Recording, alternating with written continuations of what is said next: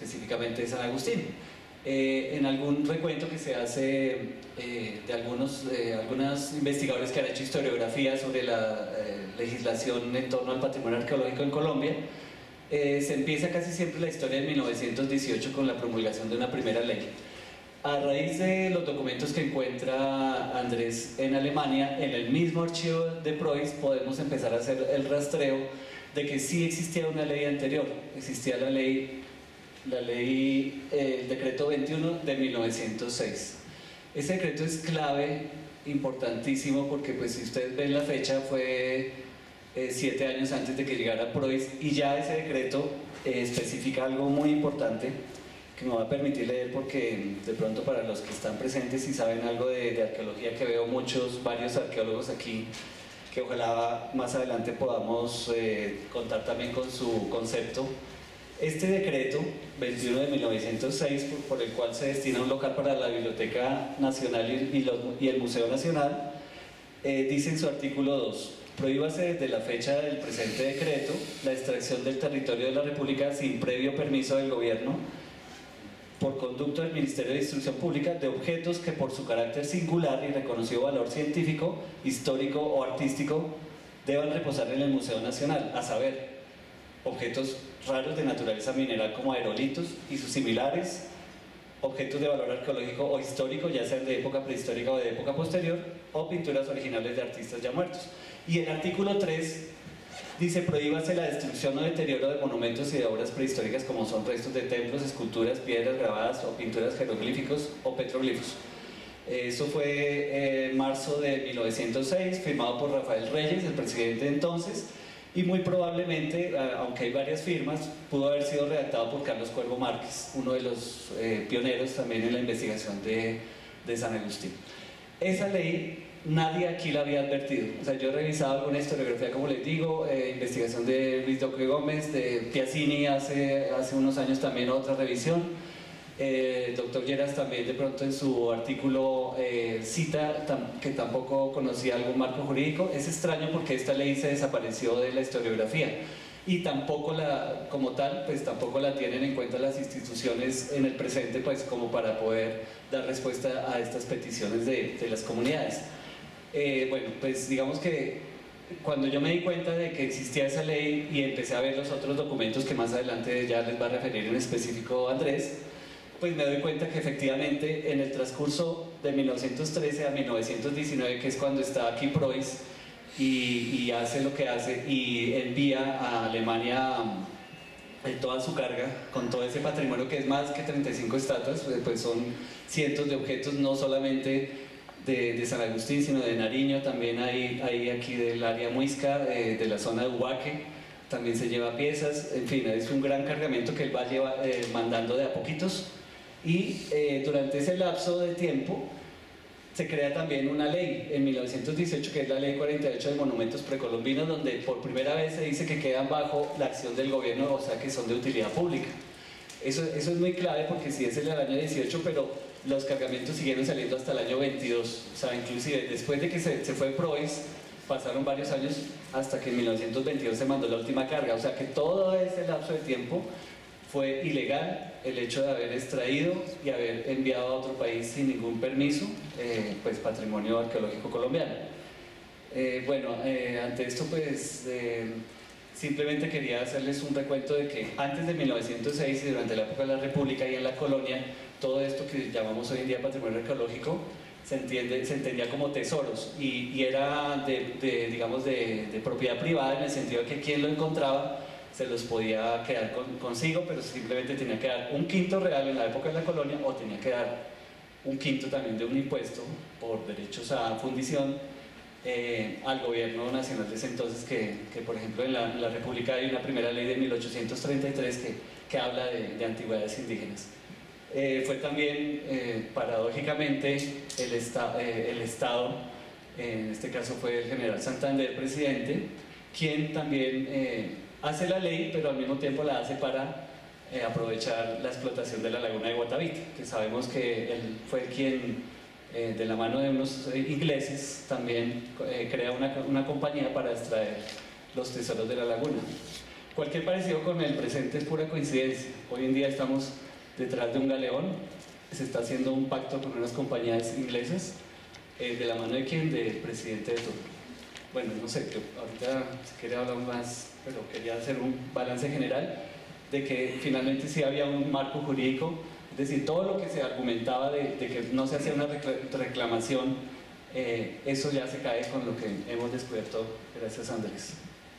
Bueno, en Berlín yo tenía varios retos y eran los siguientes. Uno, contar una historia de ciudad, contar una historia en tiempo real, porque parte de la promesa que se hizo con la propuesta de escritura era entregar un blog que en capítulos que se publicaran con alguna regularidad contara o narrara los capítulos de algún episodio, y yo quería autobiográficamente de alguna manera reflejar o proyectar mi experiencia a través de un personaje llamado Genaro Cancino. Yo ya sabía con qué me iba a encontrar yo en Berlín, de alguna manera. Nunca había ido a Berlín, no hablo alemán, afortunadamente es fácil comunicarse en inglés en Berlín, pero yo ya tenía una referencia del personaje clave a donde tenía que llegar. Ese personaje tenía por nombre propio real Manuela Fischer, que es alguien a quien David conoció porque, como les contaba, David estuvo por primera vez muchos años antes de que alguien se preocupara por el tema de San Agustín en Colombia. Incluso David se fue para allá de su bolsillo, estuvo haciendo el catálogo y recorrió esas bodegas, y volvió después de los tiempos de Preuss a sacarles el polvo a esas estatuas, a dibujarlas, a catalogarlas, y a eso se dedicó. En aquel entonces él tuvo ocasión de conocer a una funcionaria del museo que en aquel entonces estaba por sus 40 años y que en este entonces iba a ser la mujer con quien yo me iba a encontrar. Obviamente, pues como uno hace detectivescamente en todos estos casos, pues yo le pedí a David todas las indicaciones posibles sobre ella, cómo había que tocarla, y él me dijo pues que se trataba de alguien a quien había que llegar con mucha sutileza, porque tenía una brillantez muy fuerte y una actitud típicamente alemana, como es una inteligencia típicamente alemana, y es como de la mujer alemana que no sabía cómo detectarla, pero es una agudeza un poco intimidante que me costaba mucho manejar. Entonces yo tenía que llegar allá, ver unos documentos, revisarlos, mirarlos uno por uno sin saber traducirlos, y después de que hablé con ella y todo y empecé a conversar, pues hice confianza con ella. Ella me permitió bajar a las bodegas, volver a ver esas mismas estatuas, y empezamos a conversar, y ella me empezó a comunicar cosas de manera muy informal, y me empezó a contar un tanto sobre el tránsito de las estatuas, me contó sobre Preuss y me contó sus opiniones personales sobre Konrad Theodor Preuss. Y yo creo que ya no como funcionaria del gobierno alemán, a quien además le agradezco muchísimo haberme permitido esto no es un tema contra Alemania ni contra Berlín, es un país al que le tengo mucha gratitud. Me contó, me dijo, pues para mí la verdad es que, primero, aunque no hizo del todo mal, evidentemente sí hubo un conocimiento y una actitud previa de dolo, o de haber tenido presente o de haber tenido claro qué era lo que pretendía hacer Preuss cuando viene acá a decir que va a sacar unos moldes y a llevarse unas estatuas finalmente que se quedan en Alemania. Pero le quiero decir otra cosa, no ha llegado una sola reclamación del gobierno colombiano en 100 años con respecto a eso, a pesar de que ya existía una sentencia del tribunal con respecto a moverse o por lo menos averiguar qué sucedía con respecto a ese tema. A mí el tema me interesaba, yo quería denunciar eso, pero quería encontrar una prueba reina detrás de Preuss en la medida en que iba recorriendo la ciudad, obviamente metiéndome a los bares, tomando la cerveza de la ciudad y viviendo todo el hermoso desorden de Berlín también. Pero en algún momento, por pura suerte, yo me hago algún amigo que habla alemán, es un colombiano muy querido a quien le agradezco también, se llama Felipe Fernández.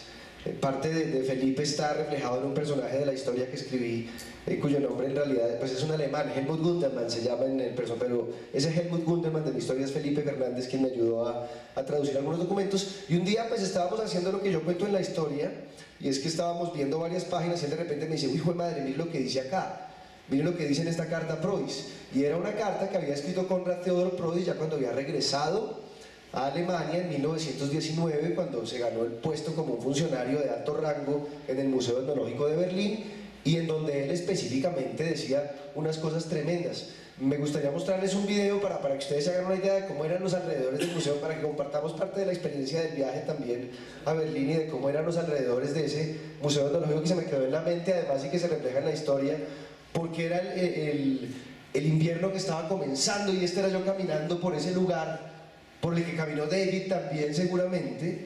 Ahí uno entraba por ahí uno iba siguiendo y ahí estaba el despacho de Manuela Fischer, esta mujer coordinadora. Yo no sé si, bueno, la imagen no es muy clara, pero ese es el espacio.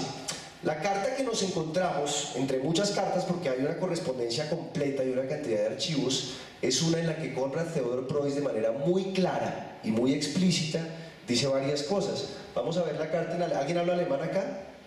¿Quién domina el alemán entre nosotros? ¿Nadie? Bueno, no importa, tenemos la traducción afortunadamente. Es la carta de minerales, ¿no es cierto? Minerales. Me voy para allá un segundo. ¿Sí?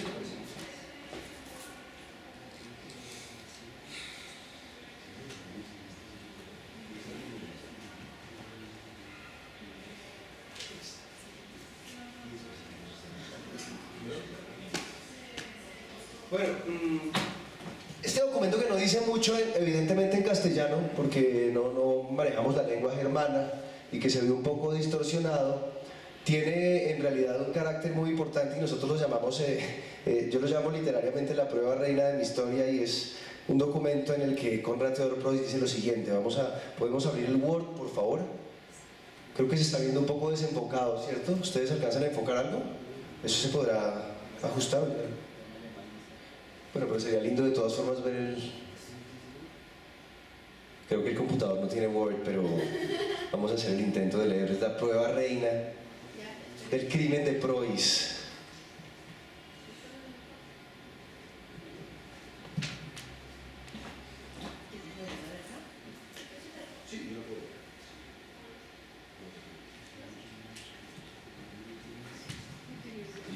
Los crímenes de Preuss son varios, además, pero un punto de máximo interés es esto. Fíjese, yo sé que ustedes están captando esto. ¿Por qué sabemos de estas cosas? ¿Por qué tenemos esos documentos? ¿Quién los coleccionó? ¿Quién los guardó hasta el fin de su vida? ¿Quién los dejó donde 60, los años que sea, décadas después de su vida, está muerto en 1938, ahí nos esperan?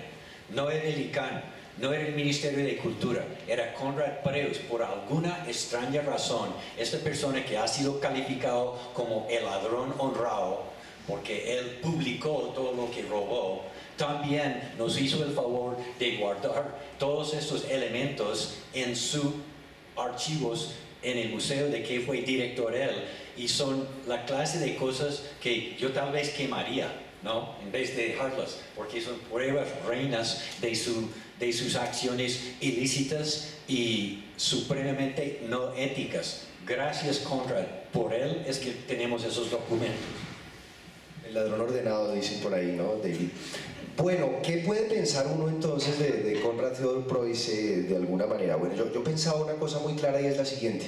Hay una buena cantidad, no infinidad, pero hay alguna cantidad de trabajos de doctorado y de trabajos académicos avalados por la academia, avalados por universidades alemanas o por universidades colombianas, en las que se supone se ha investigado de manera muy meticulosa y muy a fondo la vida de Preuss desde el comienzo de sus expediciones por Colombia hasta la llegada de las cosas. De hecho, hay una tesis doctoral que fue una fuente para mí de una estudiante de Alemania, que en Alemania estuvo durante 2 años, llamada Lisette Reyes, que estuvo durante 2 años estudiando a fondo el mismo archivo al que yo tuve acceso.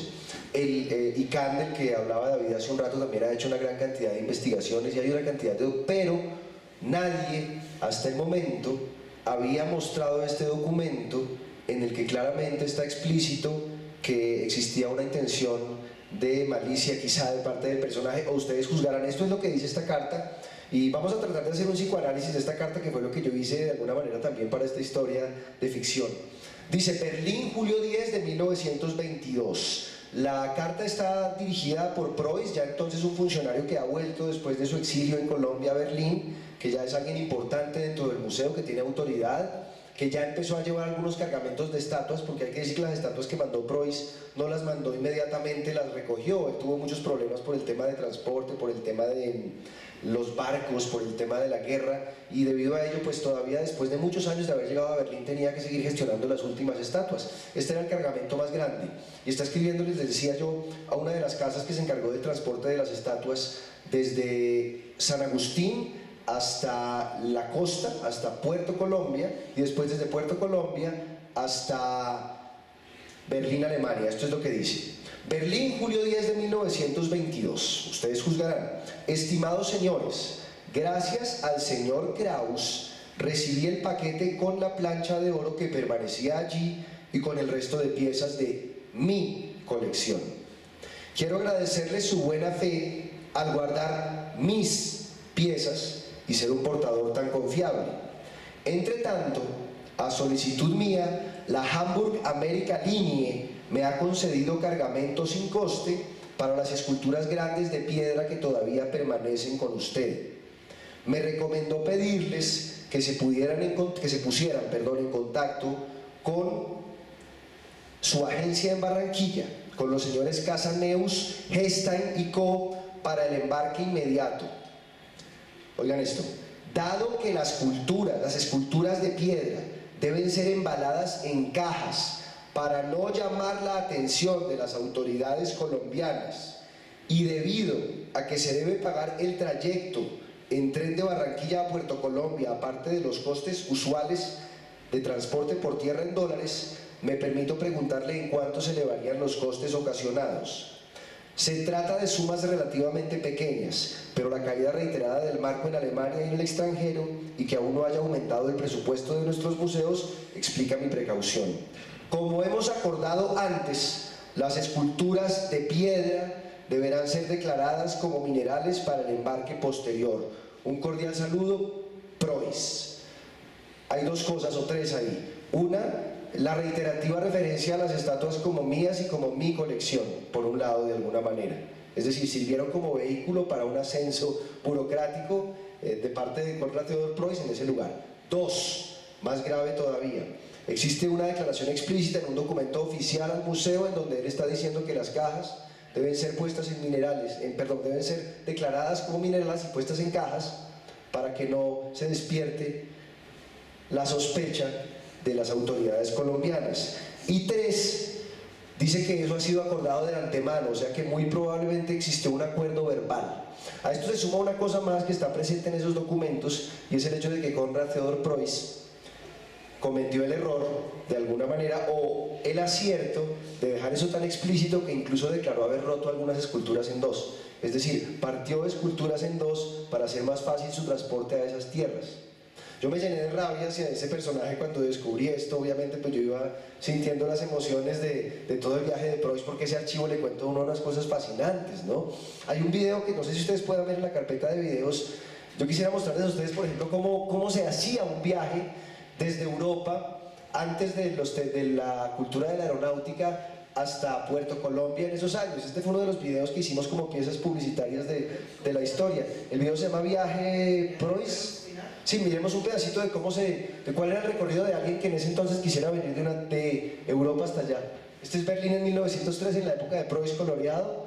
Se pueden imaginar ustedes esa ciudad en la que todavía se siente ese fantasma de alguna forma de ese personaje. Luego viene Amberes, que es el puerto desde donde sale él por varios días, llega muchos días después a Puerto Colombia, luego tiene que hacer un viaje larguísimo por Puerto Colombia, allá tiene que tomar el río Magdalena, llega a Girardot, de Girardot aterriza a Bogotá, en Bogotá se hace amigo de toda la aristocracia bogotana, lo recibe el presidente, le dan trato de huésped ilustre, aparece en los periódicos como aparece en la revista Jet Set de hoy, Colombia entera se rinde ante él, se consigue un ayudante o amigo llamado Telésforo Gutiérrez, que es un personaje fascinante también, y se van a hacer su primera expedición en San Agustín, lugar en donde hacen muchos amigos, muchas relaciones y consiguen la forma de hacer esto. Todo esto se cuenta de alguna forma en el cuento que yo hago a partir de eso, llamado Tras los rastros de Herr Preuss, que de alguna manera está delatando esta historia, pero con el trasfondo obviamente de un enigma que existe. Ahora, ¿cuál es el problema aquí realmente?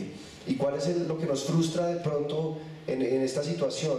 A mí como autor y a ellos como activistas de esta causa, que como bien lo denunciaba David, no ha sido fácil conseguir que la oficialidad nos oiga desde ningún espacio.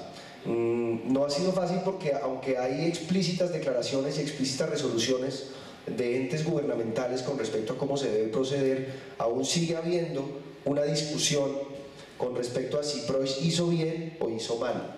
Mi ambición desde la literatura, lo cual es bastante extraño además, era hacer lo que no se ha hecho desde la academia, era poderle contar a la gente con un documento que hubo un señor que cometió este tipo de fechorías impunemente en Colombia y que todavía nosotros, que somos parte de esa historia, estamos a tiempo de ir corrigiendo. Yo quisiera preguntar, ahora le boto la pregunta a David con respecto a eso, si David ve en el terreno de la ficción, él que también es un autor, si ve un espacio para construir realidades y para cambiar hechos que puedan ser opresivos o dolorosos para nosotros. Claro, como se ha dicho, todo es materia para la literatura. Un disque sabio dijo eso una vez. Hemos visto la prueba, número 1, que no tenía permisos Conrad Preus. No miramos el documento, pero en el documento escrito por su propia mano, él pide permiso de hacer moldes y de estudiar.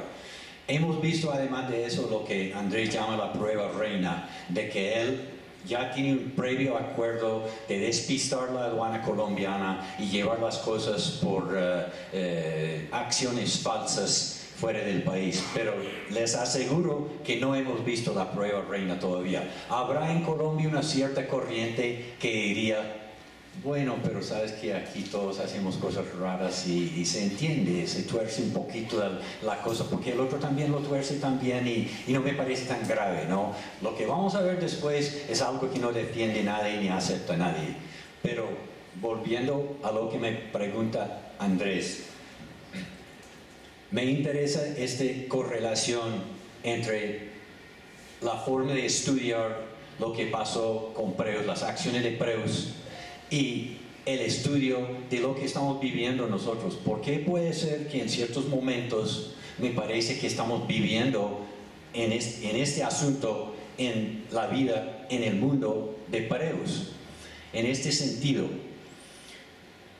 cuando San Agustín decidió pedir sus estatuas, pedir a Licán que por favor traigan nuestras estatuas, en parte abrimos ese esfuerzo por la memoria que nunca me va a dejar de uno de los días más tristes de mi vida. Yo sé que sería de risa para otra gente, pero para mí de los momentos más tristes de mi vida me ocurrió cuando Manuela Fischer, la directora de ese museo en Alemania, que me trató tan bien y que me ayudó tanto a poder conocer nuestro patrimonio escondido en los sótanos del museo por allá, ella me dijo, en 80 años desde que Preus trajo estas cosas, ningún colombiano ha venido a verlas.